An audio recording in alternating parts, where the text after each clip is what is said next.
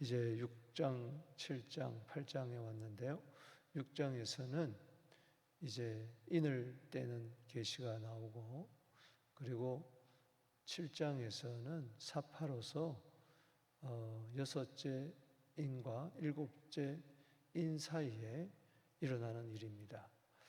14만 4천 이스라엘 자손에게 그 하나님의 종들 이마에 인을 치고, 그리고 각 나라 족속 백성 방언에서 셀 수 없는 무리들이 하나님 보좌 앞에 서서 구원하신가 우리 하나님께 어린 양이 있도다.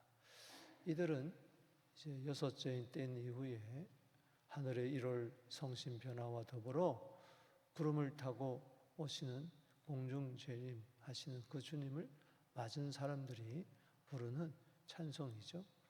이들은 큰 환난에서 나오는 자들이다. 그렇게 이야기를 했습니다. 오늘 이제 8장에서 이제 나팔 계시가 나옵니다. 이제 일곱째 인을 떼는 때 그 안에 7가지 나팔이 계시가 주어지게 됩니다. 오늘 여기 본문 말씀은 그래서 나팔을 불기 전에 그 준비하는 것이 이제 1절에서 6절까지 7나팔 준비. 그래서 여기 6절에 보면은 7나팔을 가진 7천사가 나팔 불기를 준비하더라 그랬어요. 그리고 이제 7절에서 12절까지는 첫째, 둘째, 셋째, 넷째 나팔이 불려지는 첫 번째에서 네 번째까지 나팔 계시가 있고요. 그 다음에 이제 13절에 보면은 화 아직 남았다 그렇게 이야기를 하고 있습니다. 독수리가 땅에 사는 자들에게 이야기하기를 아직 화가 있다, 남았다. 그러면 이 화는 바로 5번째, 6번째, 7번째 나팔을 이야기하는 것이죠. 먼저 여기 1절에서 6절까지 7나팔을 준비하는 과정을 보십시다. 여기 1절에 7째 인을 이제 뗍니다. 하늘이 반 시간쯤 고요하더니 7째 인 속에 7나팔이 있다 그랬죠. 이제 잠시 침묵합니다. 이것은 심판 전의 침묵을 이야기하죠. 하나님 앞과 7천사가 7나팔을 2절에 보면은 받습니다. 하나님 앞에서 7천사가 7나팔을 받아요. 그런데 그 준비하는 과정에 있어서 성도들의 기도가 있습니다. 그게 이제 3절, 4절, 5절인데 계시록 5장 8절에도 기도가 나오고 오늘 계시록 8장 3절에도 기도가 나오는데 계시록 5장 8절의 그 기도는 이 땅에 들림받기 전에 구원받은 성도들의 기도라면 여기서는 8장에서는 이제 14만 4천 명의 아직 땅에 남아있는 구원받아야 할 하나님의 종들, 이스라엘 자손들의 그 기도라고 할 수가 있습니다. 또 다른 천사가 와서 제단에 서서 금향로를 가지고 3절에 보니까 많은 향을 받았으니 이는 모든 성도의 기도와 합하여 하나님의 보좌 앞 금제단에 드리고자 함이라. 향연이 성도의 기도와 함께 천사의 손으로부터 하늘으로 올라가는지라. 자, 그 다음에 5절 한번 읽어볼까요? 시작. 천사가 향로를 가지고 제단에 불을 담아 땅에 쏟음에 우레와 음성과 번개와 지진이 나더라. 그러니까는 마태복음 6장 10절 말씀처럼 나라가 임하옵시며 뜻이 하늘에서 이루어진 것 같이 땅에서도 이루어지다. 이렇게 기도하라 그랬죠. 우리는 기도에 있어서 하나님의 동력자입니다. 참 놀라운 이야기죠. 하나님의 뜻이 반드시 성도들의 기도를 통해서 이 땅에 나타난다는 겁니다. 예를 든다면은 예수님의 그 초림도 바로 시몬이나 안나라든가 이런 사람들의 기도 가운데에, 또 구약 성도들의 기도 가운데 이루어진 것처럼, 또 예수님이 재림하는 것도 계시록 6장에 보면은 다섯째 인을 뗄 때에 수많은 순교자들이 하나님께 기도하는 것을 바라봅니다. 주의 재림을 기다리며 주님 우리의 피를 신원하여 달라. 기도 속에 일월 성신의 변화가 일어나고 천체의 변화가 일어나고 주님이 구름을 타고 오시는 것을 알 수가 있어요. 이 계시록 5장의 8절의 그 기도는 그 어린 양이 그 임봉한 그 책을 뗄 때에, 그걸 받을 때에, 그걸 떼려고 받을 때에 성도들의 그 기도가 필요했습니다. 그런 것처럼 항상 하나님의 뜻이 이 땅에 이루어질 때는 일곱 그 인도 그렇고 일곱 나팔도 그렇고 전부 다 이 기도 가운데에 이루어진다는 것을 알 수가 있습니다. 계시록 5장에 성도들의 기도가 있을 때 6장에 인이 떼어지고, 또 오늘 여기 8장 3절에서 또 기도가 있을 때에 나팔 계시가 부러지는 것을 우리가 알 수가 있습니다. 그래서 기도가 이만큼 중요한 거예요. 하나님의 구원의 약속이든 심판의 약속이든 반드시 기도를 통해서 이루어집니다. 에스겔서 36장 36절 37절에 하나님의 약속이 있다 할지라도 이스라엘 백성이 이루어지기를 위해서 간구해야 된다. 오늘 우리 교회를 향하신, 여러분들을 향하신 하나님의 뜻이 있습니다. 하늘에서 그 뜻은 이루어지고 이 땅에서 이루어지려면은 반드시 여러분들의 성도의 기도가 필요한 줄로 믿습니다. 그래서 오늘도 이 새벽에 기도할 때에 천사가 우리의 기도를 향을 받아서 금대접에 담아서 하늘 보좌 금 제단에 올라가서 반드시 응답이 되는 것입니다. 특별히 구원에 있어서만 아니라 이 땅에 하나님께서는 일곱 나팔, 그것은 예수를 믿지 않는 자들, 하나님을 믿지 않는 자들에게 임하는 그 심판에 계신데, 이것도 기도를 통해서 이루어진다는 겁니다. 그래서 기도가 얼마나 중요하냐. 기도의 양이 차야 돼요. 여기 보니까는, 자 보세요. 다른 천사가 3절에 제단 금향료를 가지고 많은 향을 받았으니, 따라합시다. 많은 향을 받았으니, 이게 바로 기도입니다. 계시록 5장 8절에, 오늘 8장 3절에 이 향은 모든 성도의 기도라 이야기했어요. 그래서 많은 향. 그래서 무슨 일이든지 뜻이든지 이 기도의 분량이 차야 된다. 이것은 너무나 중요합니다. 그래서 기도에 우리가 매일 새벽마다 이렇게 기도하는 것은 기도의 분량을 채우는 거예요. 그래서 기도의 분량이 채워질 때에 하나님의 뜻이 이 땅에 이루어지는 줄로 믿습니다. 하나님의 뜻은 기도 없이 이루어지는 법이 없습니다. 오늘 여기 보십시오. 5절에 다시 보면 천사가 향로를 가지고 제단 불을 담아, 제단에 불을 담아 땅의 소돔에 우레와 음성과 번개와 지진이 나더라.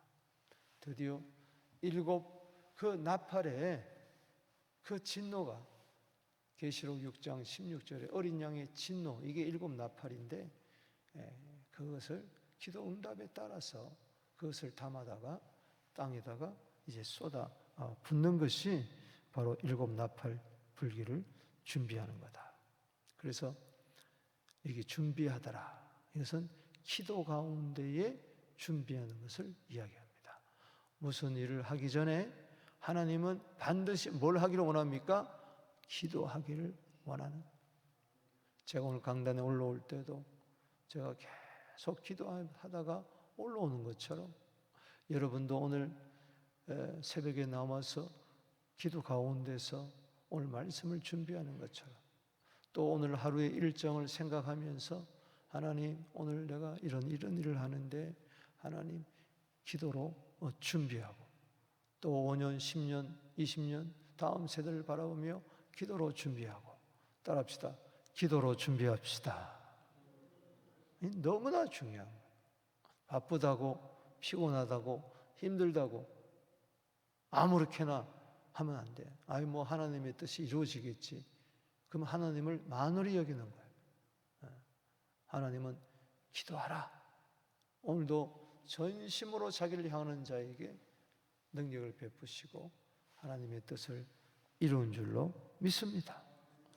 심판도 14만 4천 명의 기도로 이루어진다면 구원도 우리 성도들의 기도를 통해서 이루어지는 것이죠. 자, 그 다음에 이제 7절에서 12절까지가 첫째 나팔, 둘째, 셋째, 넷째 나팔입니다. 자, 첫째 나팔을 불 때에 땅 3분의 1이 심판을 받습니다. 자연의 파괴를 말합니다. 우박과 불이 피와 섞여 땅에 떨어지고 땅의 3분의 1이 타버리고 나무의 3분의 1이 타버리고 각종 푸른 풀도 타버리고 제가 어제 주차장에 이 나무들을 이렇게 쭉 보면서 야, 푸른 풀들도 나무들도 다 탈 때가 오는구나. 3분의 1이 탄다.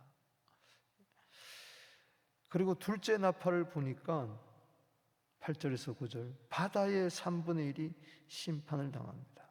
불붙는 큰 산과 같은 것이 이제 바다에 던져지는 거예요. 유럽에 여행을 해보면은 이 화산의 그것이 바다까지 떨어지는 것을 그 흔적들을 바라보는 거죠. 용암이 흐르는 장면들. 그래서 생물 3분의 1이 죽고 선박 3분의 1이 깨어진다. 자연의 파괴에 있어서 경제적인 붕괴가 일어날 것을 여기서 이야기를 하고 있습니다. 그 다음에 셋째 나팔을 불 때에 10절에서 11절 강과 물의 3분의 1이 심판을 받고 물이 크게 오염되는 것을 알 수가 있어요. 햇불같이 타는 큰 별이 하늘에서 떨어지고 강 3분의 1이 물샘 위에 떨어지고 이게 다 상징적인 건데 어떻든 간에 강 3분의 1이 물샘 위에 떨어져서 그 하늘에서 떨어지는 별 이름이 바로 뭐냐? 쓴쑥이다. 그래서 물이 마라처럼 쓰게 되므로 사람들이 물을 마시지 못하는 거예요. 여러분 식수가 없을 때 얼마나 많은 사람들이 고통을 당하겠습니까? 그 다음에 넷째 나팔을 보니까 12절 말씀에 해, 달, 별의 3분의 1이 또 심판을 받습니다. 그래서 3분의 1, 3분의 1, 3분의 1 땅, 바다, 강, 해, 달, 별 그럼 3분의 2는 남아둔 거예요. 왜 그러냐? 바로 14만 4천 명 때문에 그렇습니다. 창조 질서의 파괴가 이루어집니다.